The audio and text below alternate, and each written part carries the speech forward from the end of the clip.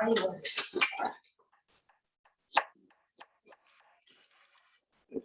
morning, commissioners. Good morning. Welcome. Welcome you to our Central Virginia Transportation Authority again. And those of you also who are with us virtually, again, thank you for being here this morning. This is our call to order. And lovely sunshine outside. And so, if you would with me, let us rise and we give the Pledge of Allegiance. I pledge allegiance to the flag of the United States of America and to the republic for which it stands, one nation, under God, indivisible, with liberty and justice for all.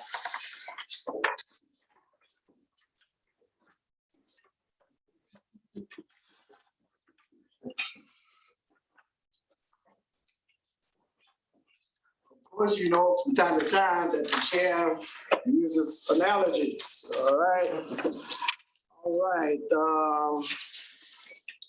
Madam Clerk, would you be so kind as to call the roll? Yes, sir. Town of Ashland, Mr. Hodges, Here. Mr. McGraw. Charles City County, Mr. Cota, Here. Chesterfield County, Vice Chair Carroll, Here. Ms. Haley.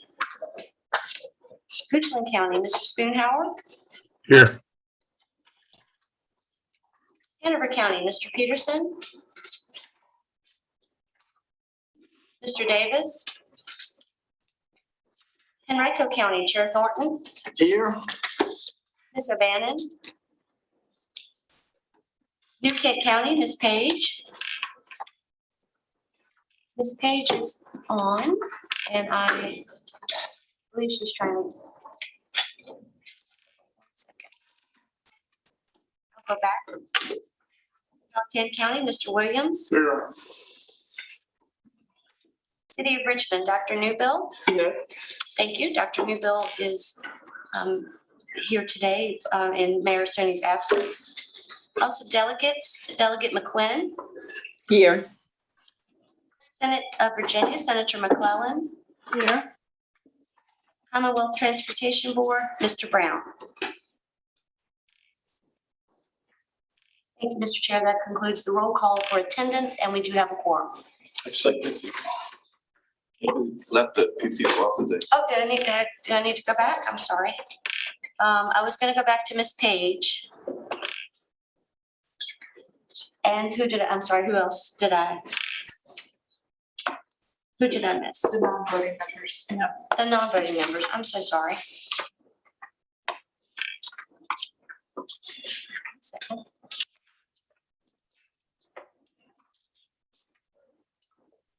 Ms. Page is back. Great, thank you.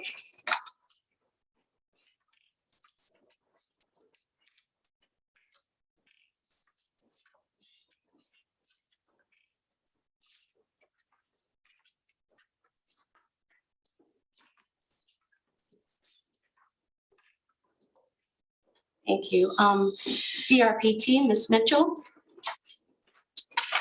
Mr. Brule. Here. Mr. Bridge. Mr. Mann. Here. Virginia Port Authority, Mr. Edwards. This is Kathy Vick here on Mr. Edwards' behalf. Thank you. And do we have Ms. Nelson? She's in the attendee list, but not in the panel list, so. Thank you. GRTC, Ms. Tim. Present here. Ms. Adams. RMTA, Ms. Dean. Here. Thank you. Thank you, Mr. Chair. I Okay. apologize for that. All right. Mr. Paulson, would you give a statement about the virtual participation? Yes, sir. Thank you very much. We do have the ability now through the use of this new webinar platform for people to attend virtually as attendees. We have a Q&A function at the bottom of the screen for anyone who is participating in that manner, where questions can be submitted throughout the meeting and to be addressed by the authority at the appropriate time. We also are in person, so we have options for folks to attend in person with the authority if so choose. At this point, we did not have any advanced requests for public comment through the email platform, but we will be monitoring the Q&A as we move through the meeting to see if there are any requests for questions or comments. Thank you, Mr. Parson. And as always, we welcome each commissioner and particularly our staff and the members, the person that you do not see, who do an outstanding job. So I just want to let each of them know that we are what we are and what we are trending to be because of your input.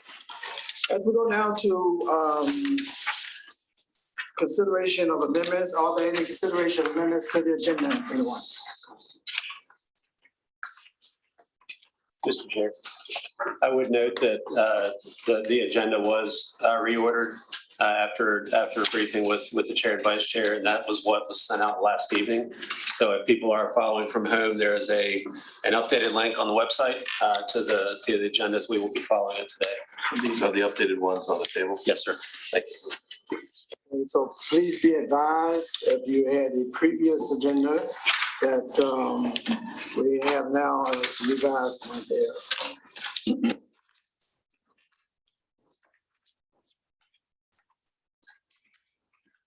Okay, no questions about that, another day. Then let us then, Chair would like the approval of the previous minutes. Those are the minutes of September the 24th.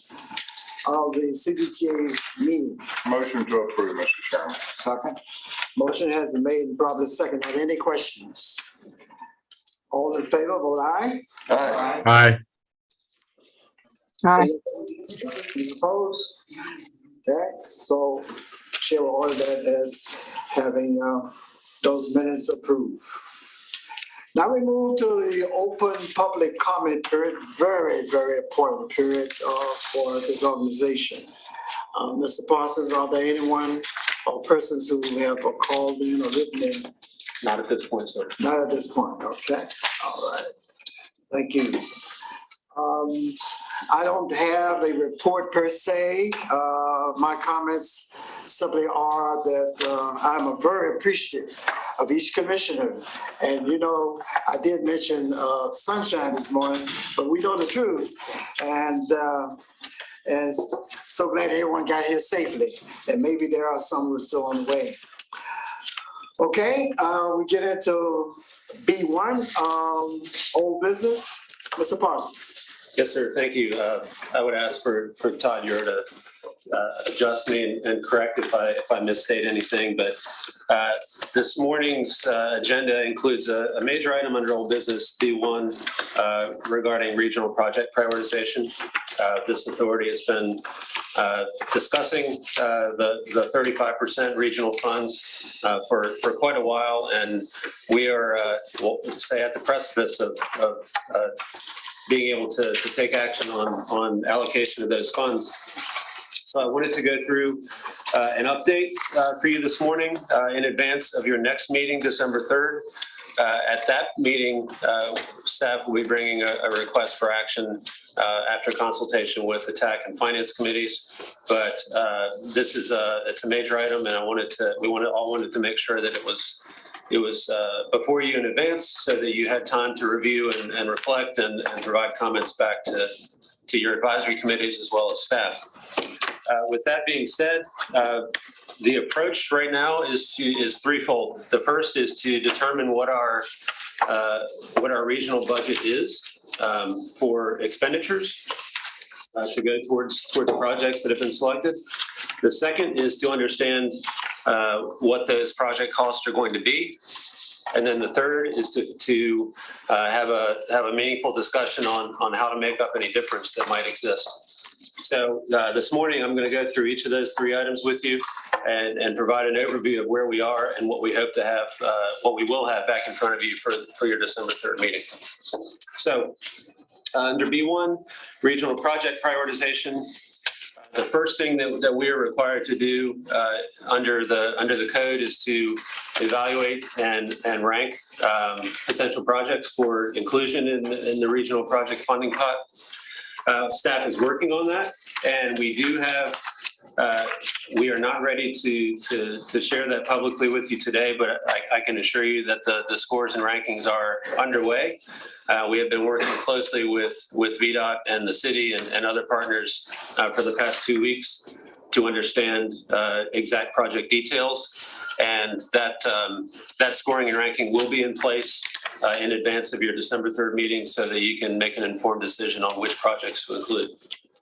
We'll have a slight update on that under the Technical Advisory Committee update in terms of where we stand with a full implementation schedule and project allocations. So that was B1A. B1B is an update on estimated project costs. We are working on printing estimates for your review today. I think when they are ready, we'll be able to pass those out. I am going to put it on the screen roughly for those folks who are attending remotely. And those of us in the room to at least show that there is a spreadsheet. This is not going to be readable, but we have been working closely with VDOT and the city to understand some adjustments in the routing and alignment of the Fall Line Trail. This is, as you know, back from our May meeting and meeting since. This is a major item that is a component of consideration for regional funding in this round. We do have, at this point, as of yesterday afternoon, we have a final estimate on that realigned trail, the entire corridor. And this is, as I said, a major component of your consideration for what the regional funds might go towards. And Mr. Parsons, each commissioner will be able to get a copy of this today before they. Yes, sir. We're printing those right now, and there'll be someone rushing in just a few minutes to hand them out to everyone. So this is the first component. The second component, which I will also share, is.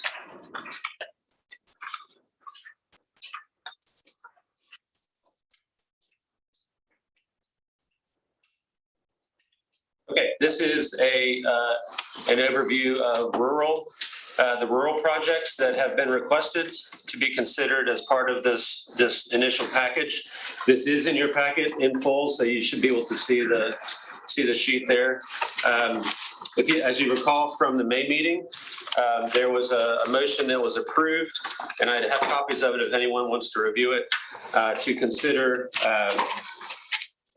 to direct the staff and the TAC to work with VDOT to establish an understanding of what the fall line costs and estimates would be, as well as coordination with the 4 member localities that do not directly benefit from the fall line trail to define their regional priority project needs and develop a draft funding plan for each of those projects. So the first phase of that action I talked about with the fall line. The second phase is what is shared now, which is an understanding of what those project requests are going to be from the 4 other jurisdictions, Goochland, New Kent, Powhatan, and Charles City. We have been able to coordinate with each of those jurisdictions, and we have an understanding now of what those proposals are those requests will be.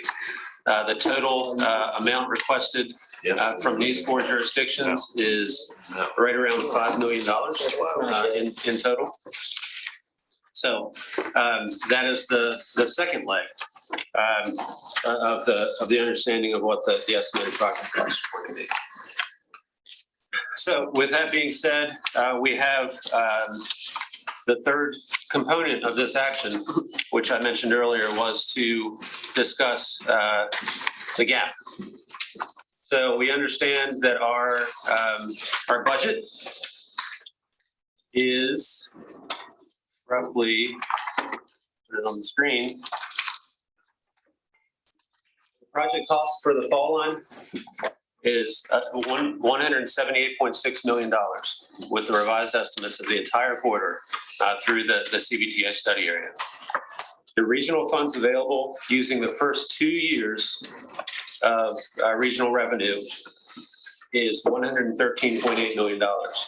So we have a gap. We have a remaining need of $64.8 million. The discussion at this point was to submit a request to the governor's office for consideration in the final budget to be released later this year to assist with filling that gap. What I have in front of you today is a draft letter for your review. We're not asking for final action, but we would like to send this as an interim update to the governor's office in advance of a formal request following our December 3rd meeting. But as the governor prepares the budget, we want everyone there to be aware that this is a request that is going to be coming from Cbta. But I think at this point we are still finalizing the final amounts. But this should be a good, strong foundation for discussion. It may be adjusted slightly up or down as we move forward. But at this point, these are the best numbers we can present with you today. So I guess in summary, we've talked about the project prioritization. That will be ready to influence this decision before your December 3rd meeting. We know what our regional revenue estimates are going to be for FY21 and FY22. That's the $113.8 million. We know what the revised project costs are going to be for the fall line, which is $178.6 million. And then roughly $5 million for the 4 rural jurisdictions. And then we know what the gap is and what our communication and recommendation is to the governor's office. So the action before you today under this old business item is to approve the interim update letter, which is on the screen and is included in your packet for submission to the governor's office following today's meeting. As an advanced communication, so they will be aware that a formal request will be coming after the December meeting. Okay, are there any questions from any of the commissioners? Mr. Chairman. I think I saw Ms. Sure. Yes. Tim first. I noticed that the actual total estimate for the project was 250 million approximately, and that there are 72 million of non-CBTA funds going towards it. I found that when I do grants in the past, when I put the total project costs to show other leveraged funds, it could be more compelling.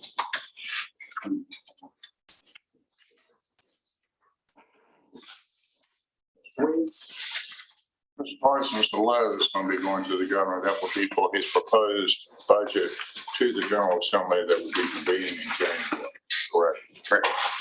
The General Assembly then would have to decide whether or not to find the money to put it in the biennial budget. Long session. Governor's term ends, of course, at the beginning of the year. Do we have a backup strategy for the gap of the 64.8 other than the governor being successful with the General Assembly and being able to have that in the biennial budget? Do we have a backup plan for how we're going to fill the gap to the 64.8? That's a great question, Mr. Williams. I think at this point, there has not been a formal discussion among TAC members or Finance Committee regarding a backup plan. I mean, I think that the worst case scenario is portions of the fall line aren't funded with this initial round. And that would be, that's a hard choice if the gap is not funded in terms of which ones are not included. Another backup approach is to leverage available funds and go after Smart Scale, which opens in March. So there are avenues. It's not as clean as getting it included in the budget in whole. But I think we can certainly come up with those options. You're probably not going to know until April, until the General Assembly says grace over the budget. Right. So wouldn't it make some sense to be preparing for if we didn't get the money and we had a shortfall, what is going to be not funded in the fall line trail? Secondly, wouldn't you also want to be prepared in March for Smart Scale to be able to submit a regional project? Absolutely. And that's going to be coming, we'll discuss that under our technical committee update. Thank you, Mr. Chairman. Still, Do we know how much of the fall line is shovel ready? And the reason why I ask that is that if many portions are not, we have to go through engineering or right-of-way acquisition. There certainly might be multiple years of this, even if it's fully funded or even partially funded now, future years could be leveraged and other programs could be leveraged to get that smeared out over multiple years. So having it fully funded right now might not be necessary if we have significant portions of the trail that are not shovel ready to begin construction today.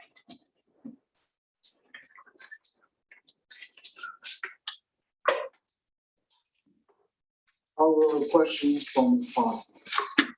Senator McClellan has a question, Mr. Chairman. Senator McClellan has a couple Okay, of questions. Senator McClellan. Thank you. I have two questions that I think are a little more process related. As I understand it, what they're sending this letter and requires a vote. Is that correct? Yes. Okay. As part of that, I guess I see the letter is dated October 29th, and so I assume it will be sent today if approved. But has anyone had any conversations with either anyone in the Department of Finance or Transportation or the governor's office to give them a heads up that this is coming? And the reason that I ask is they will be making nearly final decisions on what will be going into that introduced budget as early as next week. And so I hope someone has, if not has done so already, will today reach out to the governor's office to let them know this is coming.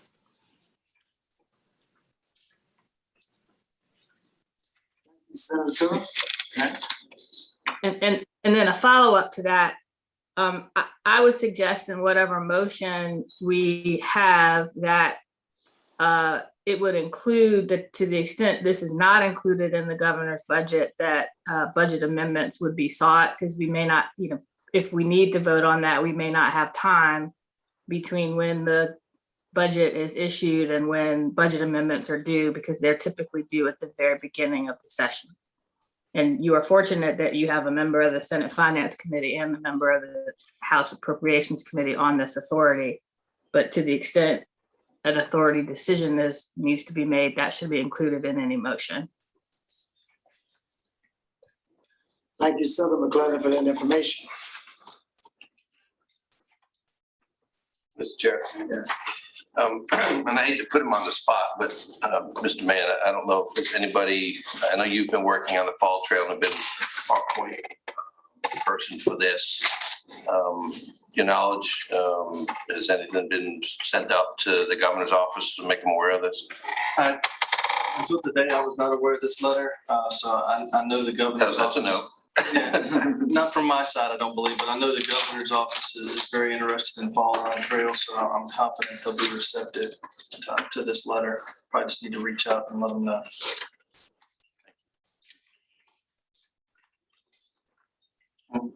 Mr. Chair. Ms. Hodge. Appreciate the comments about an alternate plan and Ms. Tim's suggestion, and Mr. Williams. I would hope that there may be projects that are not shovel ready, such as the bridge over the Chickahominy. I don't think it's been designed, that are doesn't help to have improvements in Hanover without a place to go. And without that bridge, I think, so there may be some projects that are not shovel ready, but should be a priority in terms of their significance in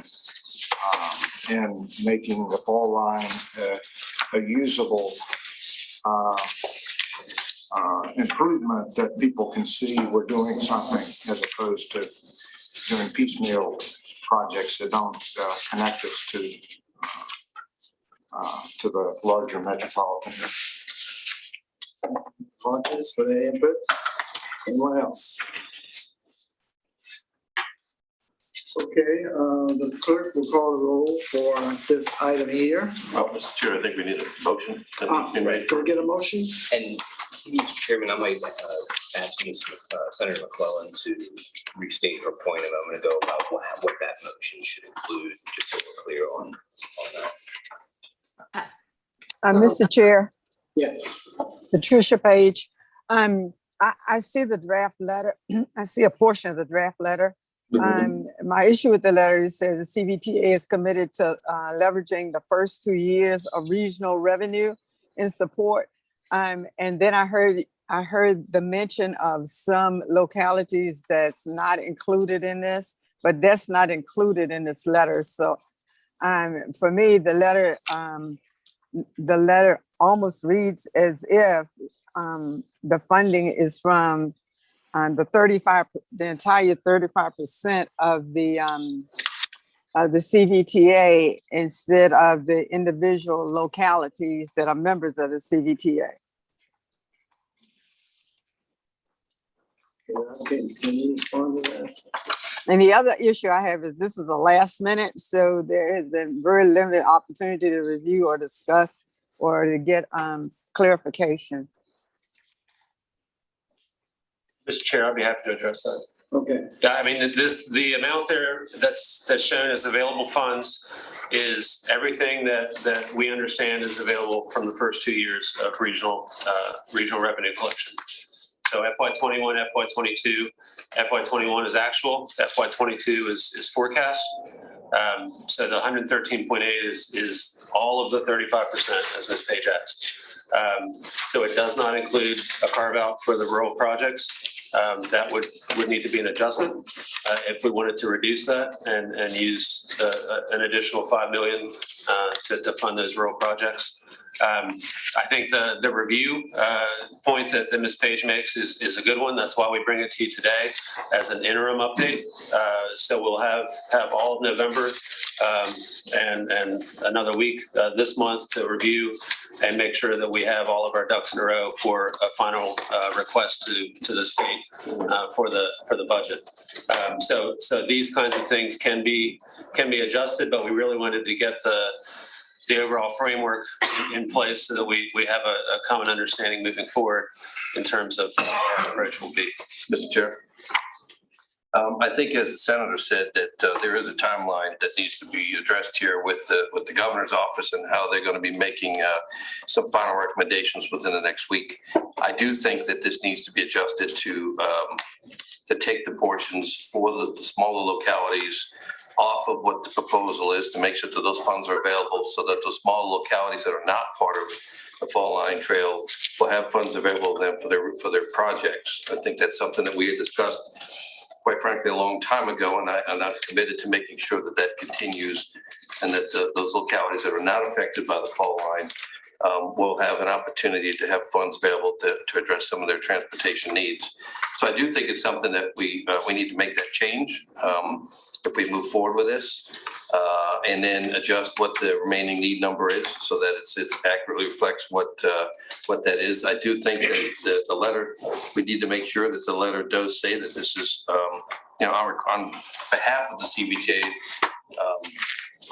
that all of the localities are included in this, because we all going to vote for it one way or the other when this goes out. And I think Ms. Timms makes an excellent point that there are funds that have been committed by some of the jurisdictions, I think $79 million or something or more, to actually address this. And I think that showing that the localities have made a financial commitment is a stronger message to the governor's office and to the legislators to let them know that we're committed to the project and we're asking for their help to get it across the line.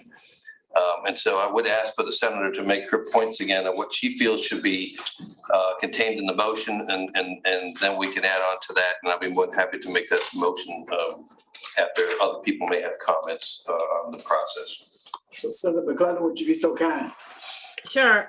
The letter is requests to be added in the governor's introduced budget, which is fine for a letter to the governor, but I think any motion needs to be broad enough to say that the authority will seek funding in the state budget, and that is broad enough to allow, if it's not included in the governor's budget or not sufficiently included in the governor's budget, or if the incoming governor amends it, for General Assembly members to put it in the budget through budget amendment. So I just want to make sure that the motion is broad enough to encompass the entire budget process and not just the governor's introduced budget. Thank you so very much. Mr. Chairman. So Jed, I want to make sure that we have clarity about, what we're talking about with the 113 million. So in the letter, was that just an oversight? Because, you gave me, gave us, a list of rural projects with a dollar amount. So I assumed that the 113 was net of what we were going to be providing funding for the rural jurisdictions. So is that indeed the case? I mean, was the 113 just an oversight, where you didn't back out the amount that was going for the rural projects? Is that what happened? Yes, sir. It was an oversight, and with Mr. Carroll's adjustment, the letter would change to say that CBTA regional funds available would be 108.8 rather than 113. And we would adjust the ask to 69.8 million. Okay, thank you. If my calculator is working. Okay, thank you, sir. Ms. Carroll, would you like the motion? You have the language. I believe I've captured it, sir. So I would make a motion to approve the letter to be sent to the governor and these funds be authorized as such, including with the language as stipulated by Senator McCollum. If I may, just the letter as amended. Yes, as amended. And you will, the plan is to seek funding in the state budget, whether by way of the governor's introduced budget or by way of the full state budget process in the General Assembly. As the senator stated, yes. I will second that motion, Mr. Chairman. Could you restate this for clarity for everyone to know again? Sure. Read that part first. Yes, sir. Thank you.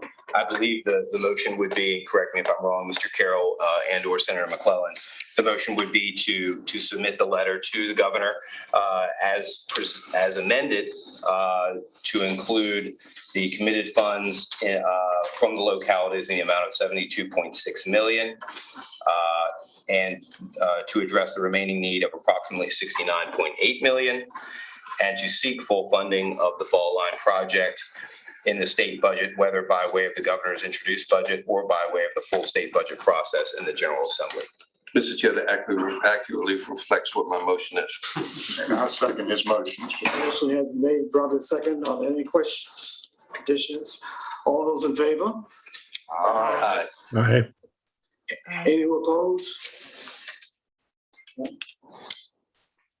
Mr. Chair, in follow-up to Senator McClellan's comment, is it that Mr. Mann is going to reach out because the governor's office is not aware of us submitting it? What will that, will it be you, Mr. Parsons, just as a heads up? If it's okay with the chair, thank you, Dr. Newble. I'll work with Mr. Mann to provide that communication on multiple fronts. I also think that Mr. Brown should be included in that as well, just to make sure that the CTV is aware of this. And please remember, Commissioner, that the chair, with your approbation, we have always mentioned the word flexibility when it comes to funding for some of the localities. Very important. Okay, this time we have a roll call vote on this. Thank you, Mr. Chair. Ashland, Mr. Hodges, Aye. Charles City, Mr. Dakota, Aye. Chesterfield County, Vice Chair Carroll, Aye. Goochland County, Mr. Spoonhour, Aye. Hanover County, Mr. Peterson, Aye. Henrico County, Chair Thornton, Aye. New Kent County, Ms. Page, Aye. Powhatan County, Mr. Williams. All right. City of Richmond, Dr. Newbill, Aye. Delegates, Delegate McQuinn, Aye. Senate of Virginia, Senator McClellan. Aye. Thank you, Mr. Chair. That concludes the roll call for that item. Okay, all right, thank you, Madam Clerk. Okay. I will go to item B2, CBTA staffing update. Ms. Heater. Thank you, Mr. Thornton. This is an update for the authority members today, really just to be able to bring the status of the discussion on CBTA staffing to the table for everyone to hear. I wanted to provide a little bit of background. As you probably all recall, Mr. Spoonhour, on behalf of the Ad Hoc Personnel Committee, made a presentation at the September 24th CBTA meeting with recommendations from that committee of its findings. It met probably 3 or 4 times in August and September, and their recommendation to the authority was to proceed with hiring an executive director to lead the CBTA, that additional hiring recommendations would then be delegated to that executive director once brought on board. Further, the recommendation was that the executive director and any new hires would be established within the Plan RVA employment structure to benefit from personnel and benefits administration.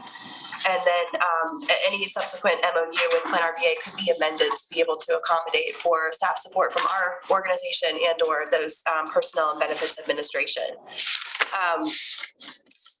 Further, the HR roundtable was tasked to recommend a salary range and to provide the finance committee, some information on that.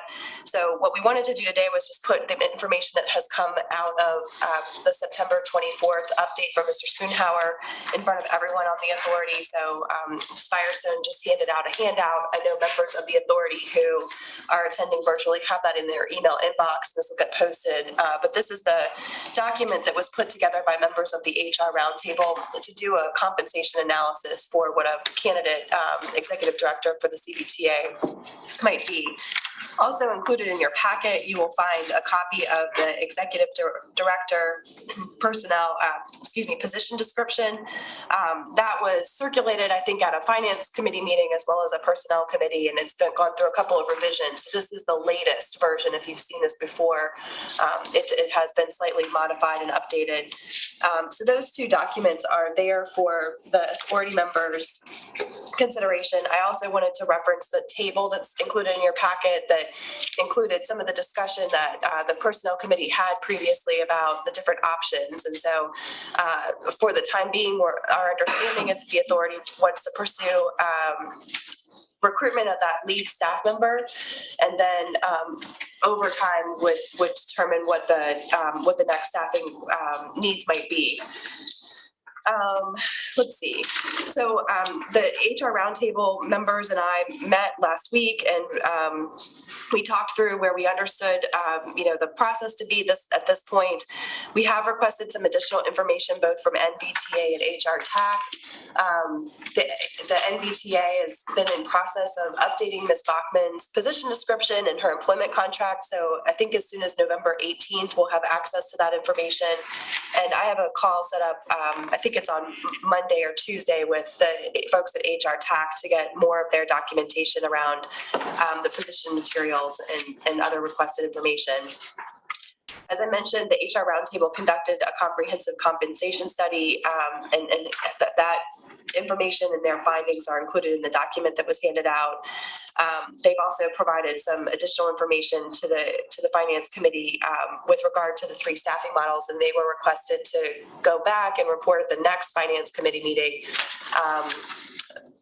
cost analysis of what it would be to fulfill the staffing in each one of those 3 phases. So we're working on that to be able to bring something forward.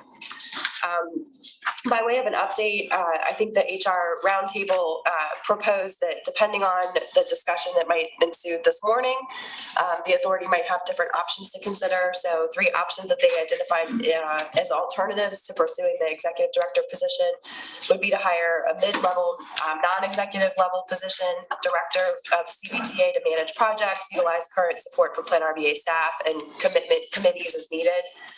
We've identified some pros and cons to each of these alternatives. The second option would be to hire a consultant to lead the CBTA projects for the first 24 months, and then hire staff as needed once a little bit more is known about the full functionality of the organization. And the third alternative would be to hire a chief financial officer for CBTA. And so, again, there were some pros and cons identified to that, but I think that the HR roundtable is looking for some guidance from the authority about directions before they would pursue costing any of those other alternatives. Okay, you've heard the staff report from Ms. Heater. Are there any questions from any of the commissioners? This is for information.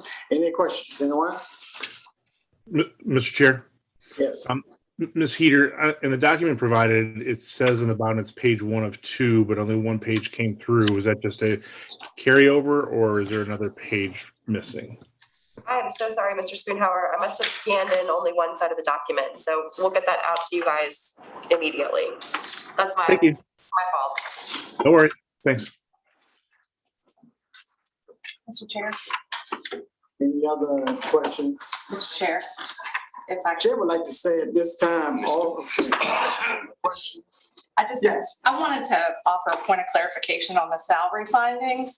It notes in here that HR TAC owns and operates the Tide Light Rail. That's not correct. It's owned and operated by the Transportation District Commission of Hampton Roads.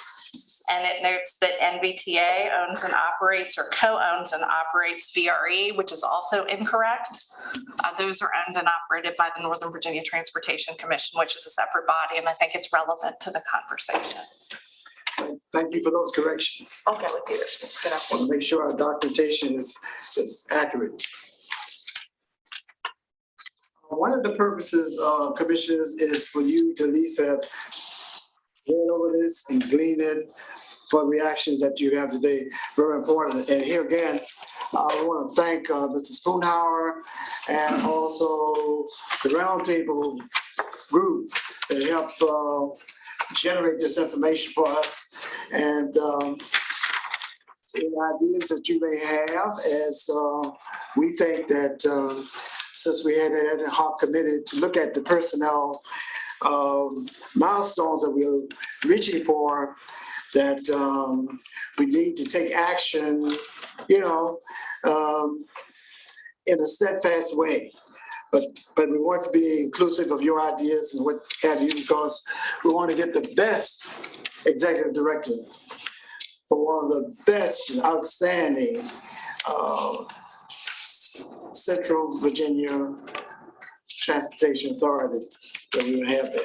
So this is for work information, and please share additional information with us that will be helpful. Mr. Chair. Yes. I think going forward, we're going to have to perhaps empower some of the members to put together the process on how, at least on an interview side, on how we're going to pick someone for this. How that, if there's a committee that's put together, what that's going to look like, who will be on it, and empower them to perhaps, come up with the interview questions and those type of things. And so I think it would be wise to actually have an opportunity for or at least a requirement of members to submit some suggestions to the chair as to what that committee should look like, so that we can get them moving forward sooner than later on this process. And I think the members certainly need to have an opportunity to review all of the information first that's been provided today, and then submit comments directly to the chair, and then authorize the chair to put a committee together to move forward on this. That just would be my suggestion. And I certainly welcome any other comments or suggestions from anybody else. But I think that if we wait another month and then come back a month from now and say, okay, what are we going to do now? Then we've missed a whole month of opportunity. Whereas we could get, after this meeting, our county administrators, the HR group could submit stuff to the chair about what they think could be a process. And then we could send something out to all the members to let them know what you think and get their input, and then be ready. In the worst case scenario, be ready at the next meeting to make a decision on exactly what that's going to look like and how we can move forward with it. That would just be my thoughts. Mr. Chairman. Yes. So if I can express my thoughts on it, I could truly tell you that with the personnel committee that was appointed, I feel as though we did part of the job, and the reason is because we still have one of the committees, the ad hoc, the roundtable, that's still working on it, i.e., and they started with the personnel committee. However, the personnel committee has not done anything other than go through and do the recommendation. So I don't know the feelings of going back and appointing an entirely new personnel committee or adding on to the personnel committee that was appointed. I mean, it feels like it's a disconnect in this for me, because we sat with the round table with several meetings, we got information, we gave the recommendation, and then there was no follow-up. I mean, are we dismissed, or I don't know. I don't know where we're standing, because I'm calling to see, is the personnel committee meeting, and we have not given any further instruction, or I have. Mr. Chair. Yes. So if I might answer Ms. Page's question or provide input. Yes, Ms. Funal. Ms. Page, you may recall in our last meeting, there was concerns brought up by several members as the scope of the committee's work was, the charge was very narrow, and it was to provide the recommendation to move forward. And I do believe, I completely agree that continuity is preferred. However, I do respect the concerns brought up by some committee members that they did not sign up to go through an entire hiring process. So I do believe that needs to be taken into consideration.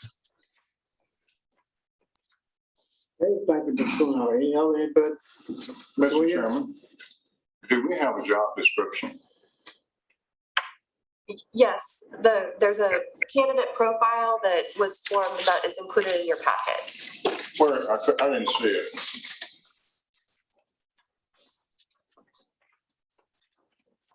It begins on, well, it begins on page 22, but it looks like this. Page 22. Has a map of the region, traffic, looking document. And it's got 4 pages. Right here. Executive director position and responsibilities. What you had opened earlier. In fact, we're on that document.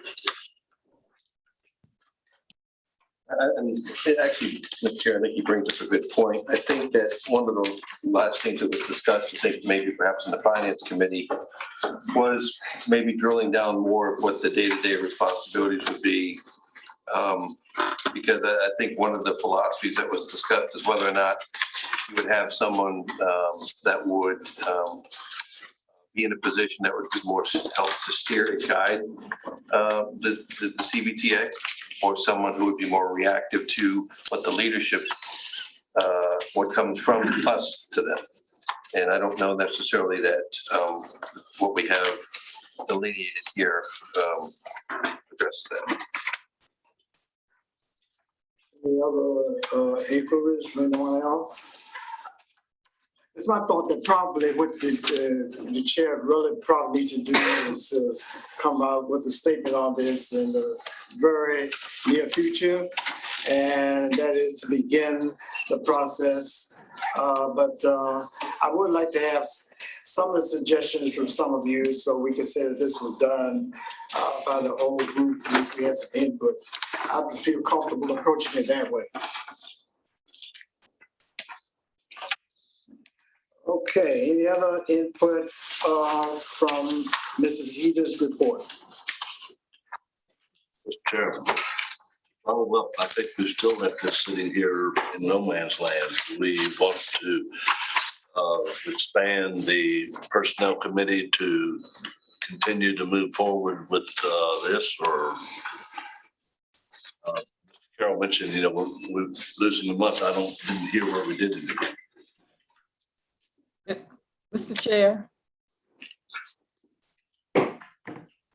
Yes. Yeah, Mr. Chair McQuinn.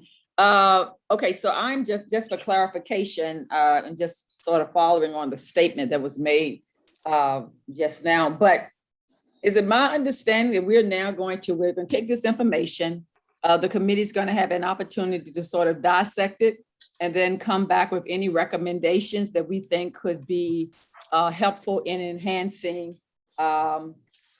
this particular, I guess, the hiring of an executive director or whatnot. So is that my understanding where we are now with this?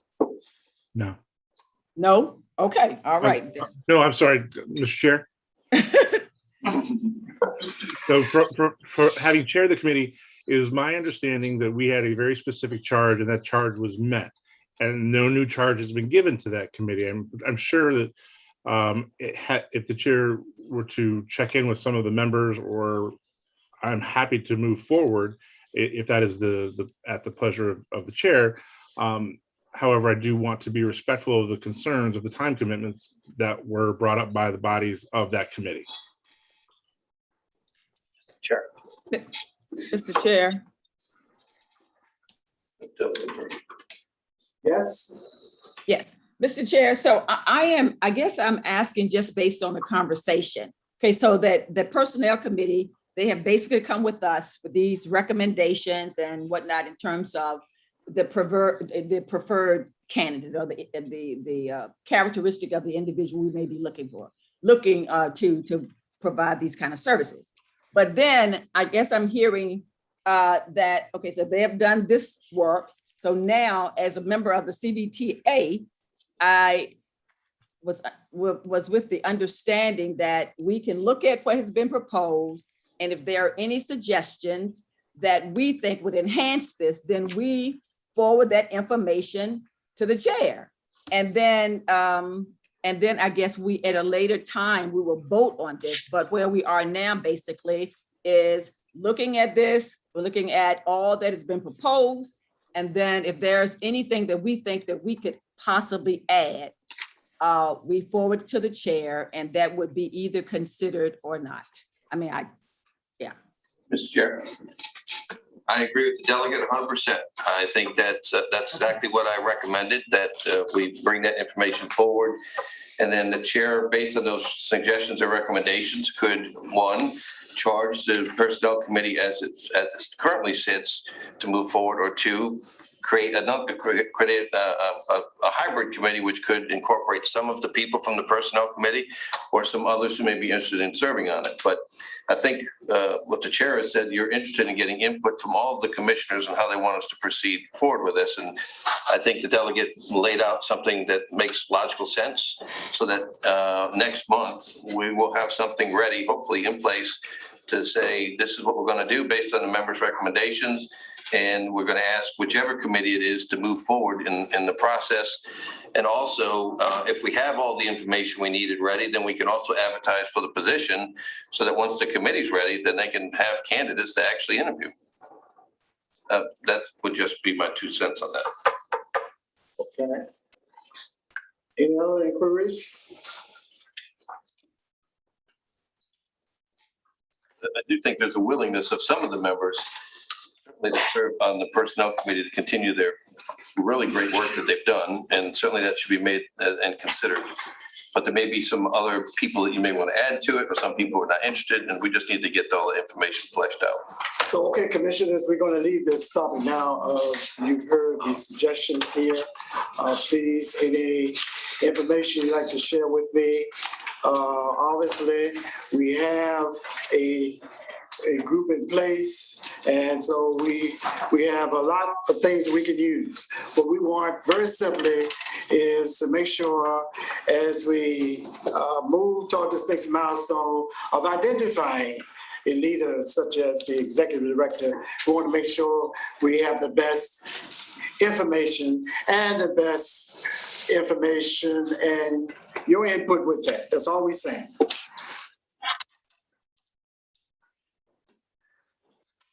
Committee reports.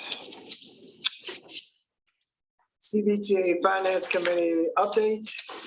Mr. Peterson, I think that's in your jurisdiction today. Thank you, Mr. Chairman. This should be a fairly short report. Basically, the Finance Committee met on October 13th and reviewed the revenues that I believe are shown on page 29 of your agenda. I hope everybody's had a chance to look at those, and included the summary of investments for the regional revenues that was handled by the staff of Chesterfield County and Finance Department, and they've been included for your review. I won't go through those unless there's any particular questions on those.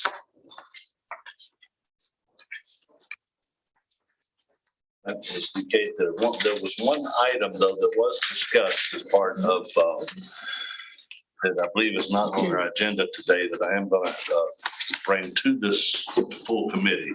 The Finance Committee was working in conjunction with the Personnel Committee on budget side of what is going to be required for the cost for hiring the new executive director. We were looking with the research that had been done by HR and by the Plan RVA staff. I believe it was a range from $190,000 to $240,000 is what would be expected for the caliber of person that we would be looking for. I guess the question there was whether this is something that needs to be approved by the full CBTA to be looked at, but as we go forward into negotiations with whoever our final candidates are. Probably not a decision needs to be made today, but it needs to be put out on the table for discussion. Any questions by the commissioners on Mr. Peters' point? Next item that we have then is C1B on our agenda, which is the risk is a grant. And I'm going to turn the floor over to Ms. Eder on this one to let her go through the grant that is being requested. Thank you, Mr. Peterson. There's a 2-page document in your packet with VRSA at the top. It's just the guidelines document from their website. We shared with the Finance Committee at their meeting on the 13th that through your coverage, CBTA's coverage with VRSA, you have the opportunity to apply for a $500 reimbursement grant for risk mitigation. Our thought was if you authorize that, we would be able to make some purchases for the meeting space. Ideas that the staff have come up with are hand sanitizer stations, probably some cord and cable management to reduce tripping hazards and that kind of thing. So very happy to answer questions. Obviously it's a very small amount of money. We just wanted to get authorization to do that on the CBTA's behalf. We'll also be submitting for Plan RVA as well. Thank you, Ms. Eder. And the Finance Committee recommended approval of that request to this committee, but I believe they'll take action from the full authority. Does any commissioners have any questions, ask Ms. Eder about the mini grant? So we need the motion does from the committee. All right. Requested action here is for approval from you, commissioners, for this $500 mini grant there. Let's do this by a roll call. Thank you, Mr. Chair. Ashland, Mr. Hodges. Aye. Charles City County, Mr. Cota. Aye. Chesterfield County, Vice Chair Powell. Aye. Goochland County, Mr. Spoonhour. Aye. Hanover County, Mr. Peterson. Aye. Henrico County, Chair Thornton. Aye. New Kent County, Ms. Page. Aye. Powhatan County, Mr. Williams. Aye. City of Richmond, Dr. Newbill. Aye. House of Delegates, Delegate McQuinn. Aye. And Senate of Virginia, Senator McClellan. Aye. Thank you, Mr. Chair. That concludes the roll for that item. Thank you, Mr. Chair. And the last item we have from the Finance Committee is one I'm sure everybody has enjoyed reading through, the audit report that is in your packet. Always exciting reading. But the good news is that came in with an unqualified opinion and that the audit was fairly simple this year, by the first year of operations. And it was fully supported by Chesterfield County staff, Debbie Basin, and with oversight from Sheila White from the city, according to our physical agent agreements with both jurisdictions. Staff can likely answer any more further questions that are from the authority, but the Finance Committee is recommending an acceptance of the fiscal year 2021 audited financial statements and the unqualified opinion. Virtue of the committee's action, there should be no need for second here. Any questions, Mr. Peterson, about approving the financial audit report?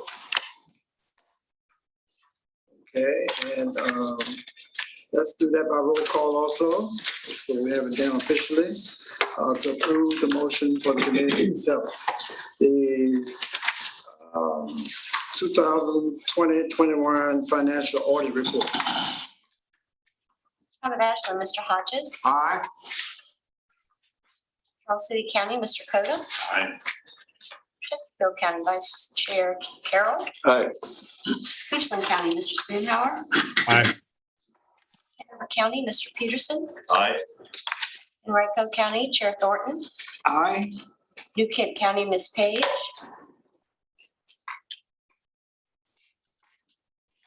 I'll go back to Ms. Page. Powhatan County, Mr. Williams. Aye. City of Richmond, Dr. Newbill. Aye.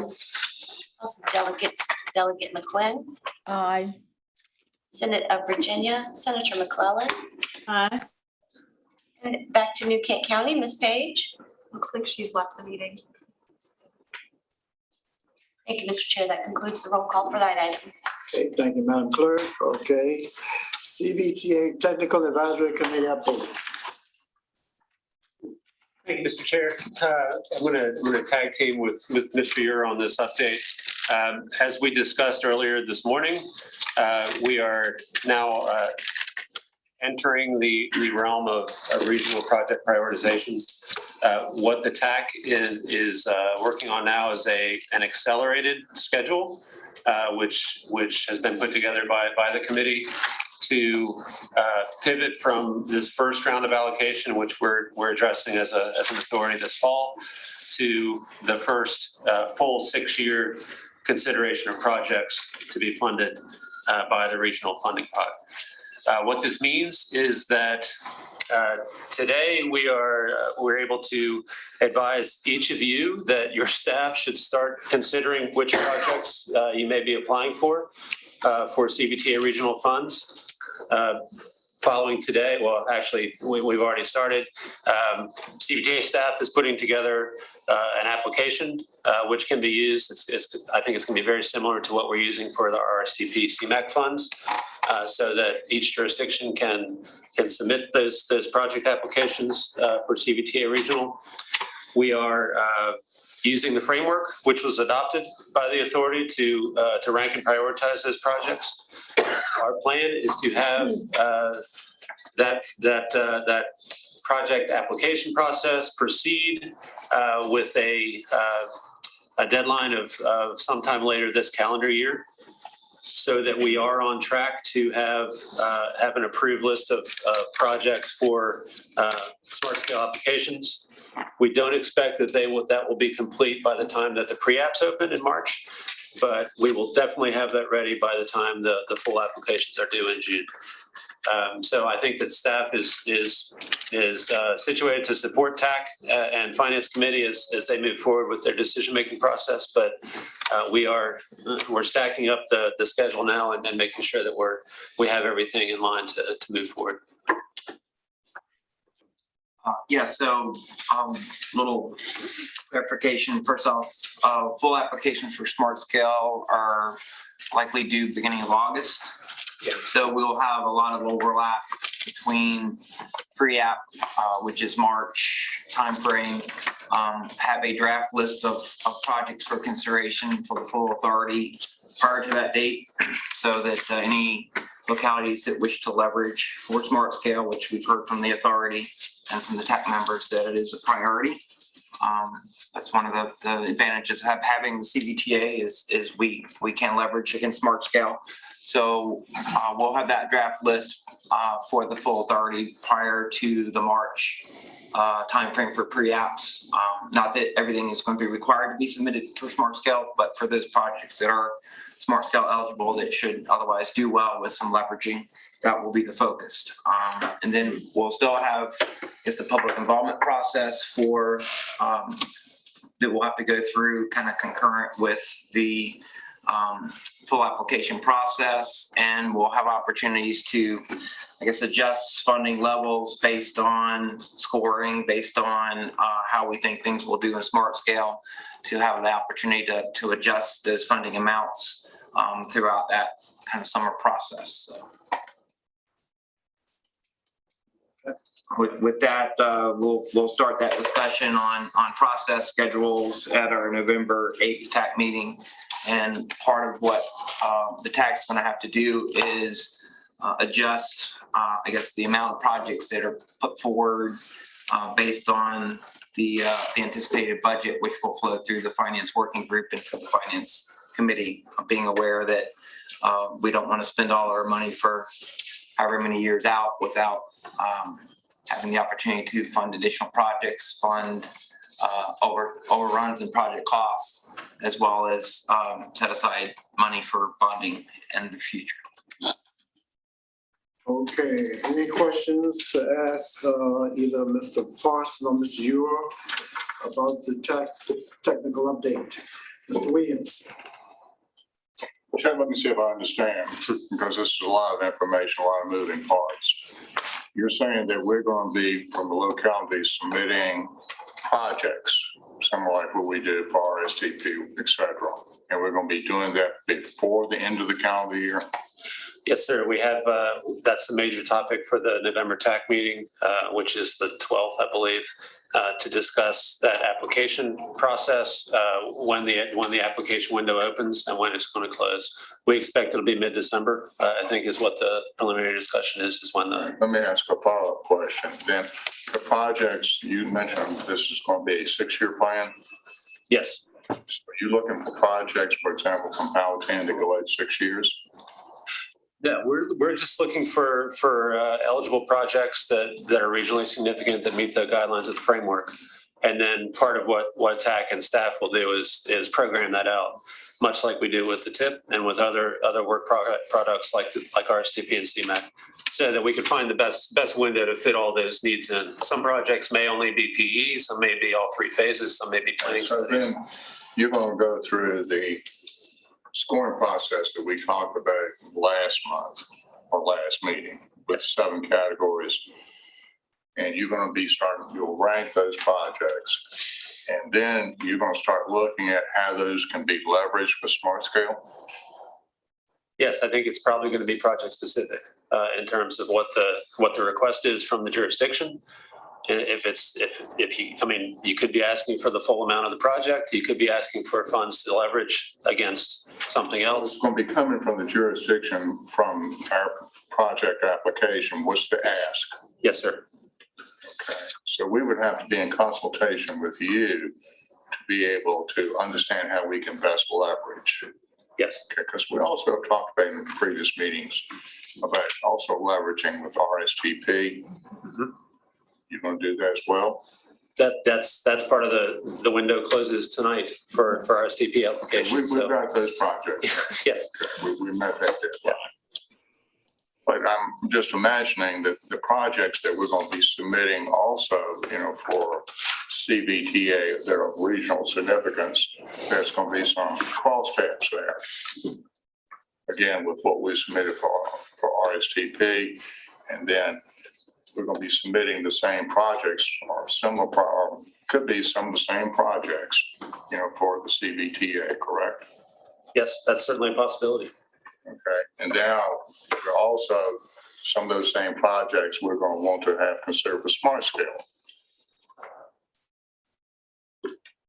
So it gets interesting, when we start talking about leveraging, taking into account, the different pots of money and how they sequence and being able to bring a project forward.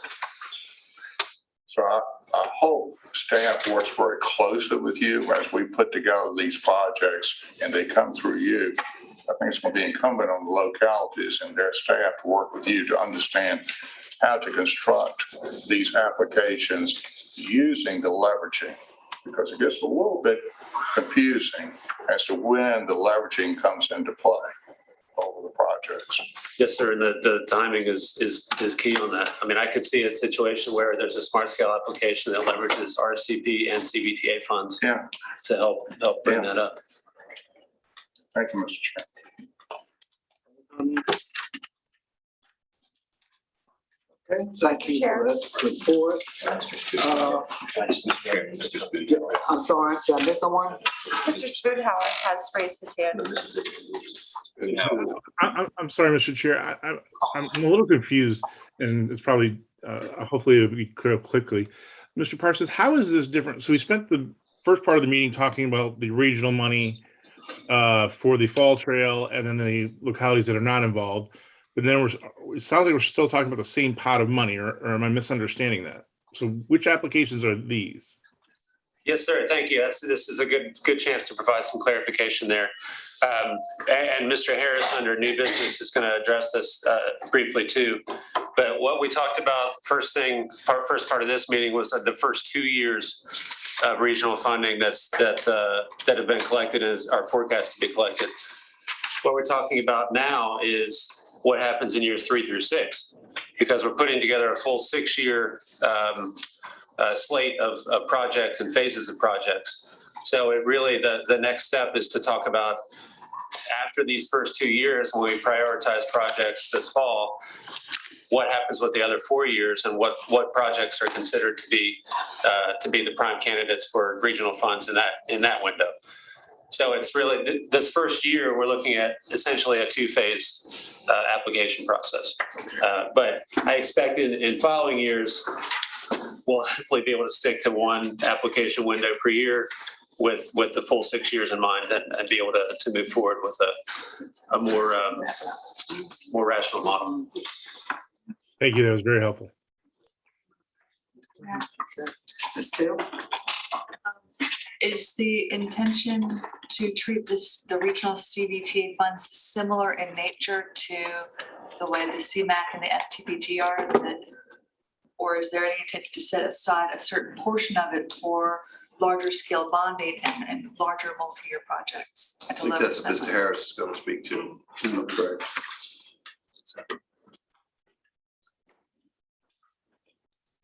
That's it. Okay. Questions? Okay. Thank you for this question. Okay. Future regional projects budget. Mr. Harris. Matt, can you go up here?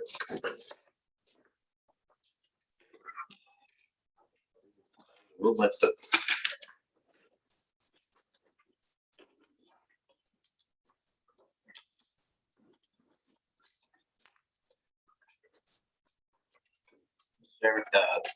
Very brief report. I'm happy to get into what other topics the group would like to delve into. I think our specific charge for today, and it's sort of already been discussed and embedded in a number of the things that you have been brought before you today, but the page that is included in your packet really is on the screen now. Fantastic. It's really about the projection framework and methodology. I think will be important as you attach projects to it. Develop your full 6-year plan. As you can see in the box in the bottom corner, you see the $113 million. That lines up exactly with what was discussed relative to the fall line trail.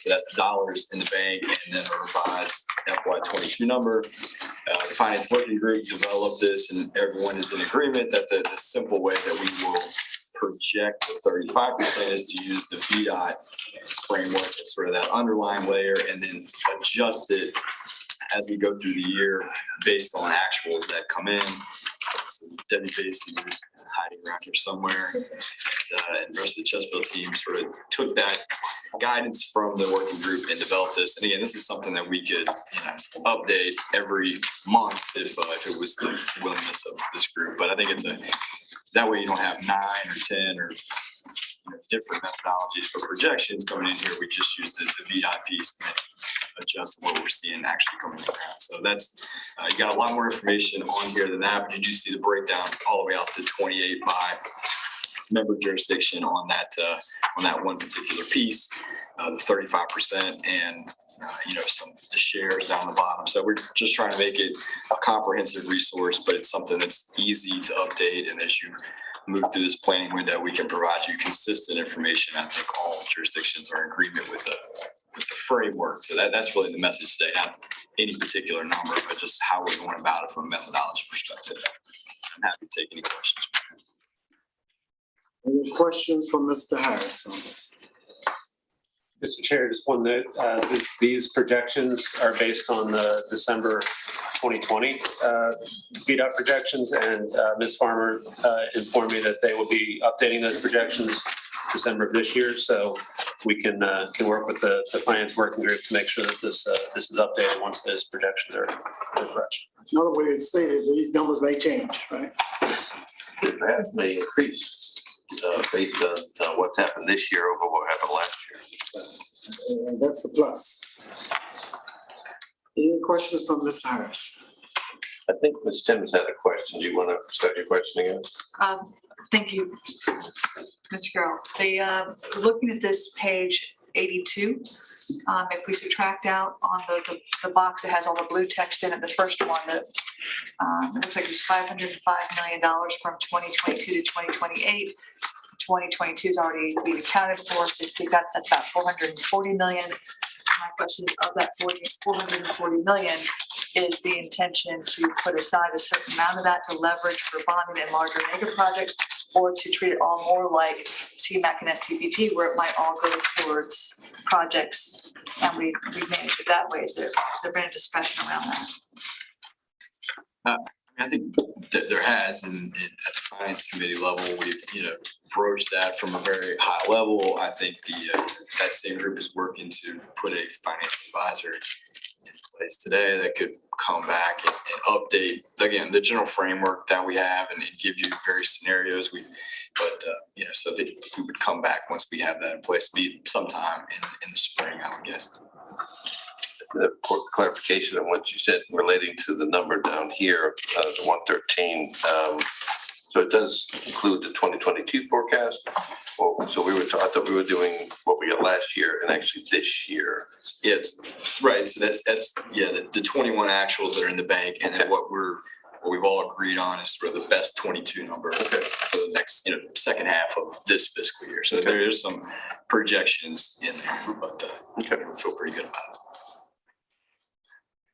it. Any other questions from Ms. Harris? Thank you very much. Yes, sir. Thank you. Thank you very much. Okay, commissioners, any comments from any of you? Mr. Chairman, regional transportation planning organization will be holding the annual transportation forum on Thursday, November 4th at the Independence Golf Center. Staff has put together, I believe, a very good agenda. I would encourage you to attend, and we look forward to seeing you then Thursday. Thank you, Ms. Williams, for the invitation. Any other comments from commissioners? Chair. Just want to wish everybody a very happy and safe Halloween that's coming up. We held a trunk or treat event the other day at Chester County at Parks at our county fairgrounds. Had over 12,000 kids come out to participate and get candy, and the costumes were great, and it was great to see the smiles on the faces of the parents and the kids to get, I guess, in some sense of normality back to something we had done several years ago. And I would hope that everybody has a nice, happy and holiday, and look forward to the holiday season that comes forward with everyone. And I hope everybody just has a good time and take advantage of life when you can. Mr. Chairman, question for Mr. Carroll. You plan on going trick or treating again? I will be handing out candy Halloween night at the Reserve at the Highlands. They're holding a trunk or treat for the neighborhood, and I probably will wear some type of costume. Yes. Could we get a picture of that? I would just say picture Obi-Wan Kenobi, and that's what it will be.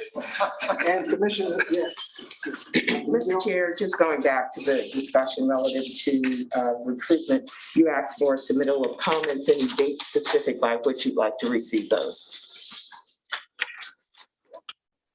Anything that you want. No, I said by when would you like to receive the comments? Oh, by when? I would like to receive those comments as expeditiously as possible, because I think, we want to move this thing on, okay? So. 2 weeks? Yeah, no later. If you can get some next week, that'd be even better, as rapid as you can. Commissioners, the chair would like to ask this of you. Please, you heard me use the analogy about we have a new family member. Please share that in your respective localities. I want to thank Delegate Dolores McQuinn, who participated in a panel just a few days ago talking about transportation in general, and also Commissioner Tim. And that's very important for us to get the word out that let us not make the assumption, as we do sometimes, that since we know about CBTA, everyone else does. We know that's not true. So please help us to get the word out. Please, you can invite us from time to time to some of your activities, but we want to make sure we get the word out of the new person, the new baby, the new family member. Very important. And thank you so much for your attendance. We are adjourned. Thank you, bye-bye.